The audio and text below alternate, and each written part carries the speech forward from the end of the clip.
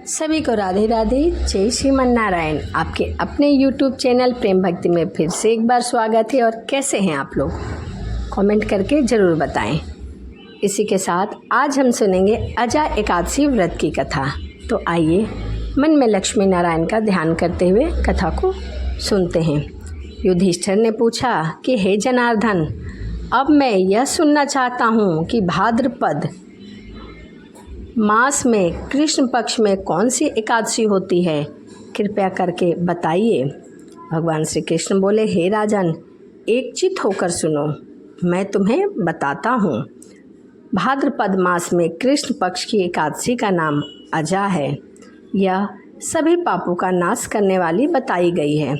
भगवान ऋषिकेश का पूजा करके जो इसका व्रत करता है उसके सारे पाप नष्ट हो जाते हैं। पूर्व काल में हरिश्चंद्र नाम का एक विख्यात चक्रवर्ती राजा हुआ करता था, जो समस्त भूमंडल के स्वामी और सत्य प्रतिज्ञा थे।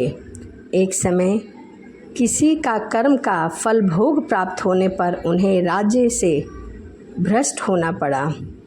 राजा ने अपनी पत्नी और पुत्र को भी बेच दिया, फिर अपने को भी बेच दिया। पुण्यात्मा होते हुए भी उन्हें चांडाल की दास्ता करनी पड़ी। वे मुर्दों का कफन लिया करते थे। इतने पर भी नृपश्रेष्ठ हरिश्चंद्र सत्य से विचलित नहीं हुए। कभी भी वह सदैव सत्य के मार्ग पर चलते थे। उनके सामने कई परिस्थितियाँ आई, परंतु उन्होंने अपना सत्य का मार्ग नहीं छोड़ा। इस प्रकार चांडाल की दास्ता करते हुए उनके अनेक वर्ष व्यतीत हो गए। इससे राजा को बड़ी चिंता हुई कि वह अत्यंत दुखी होकर सोचने लगे, क्या करूं, कहाँ जाऊं, मेरा उद्धार कैसे होगा। इस प्रकार चिंता करते करते वह शोक के समुद्र में डूब चुके थे और बार बार चिंताग्रस्त थे। राजा को शोकाकुल जानकर महर्षि गौतम उनके पास आए।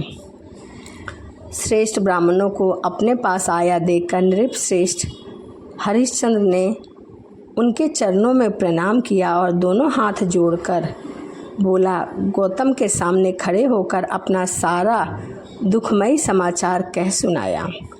राजा की बात सुनकर गौतम ने कहा, राजा, भादो के कृष्ण पक्ष में अत्यंत कल्याणमयी अजा नाम की एकादशी आ रही है, जो पुण्य प्रदान करने वाली है। इसका व्रत करो, इससे सभी पापों का नाश होता है। तुम्हारे भाग्य से आज के 7वें दिन एकादशी है। उस दिन उपवास करके रात में जागरण करना।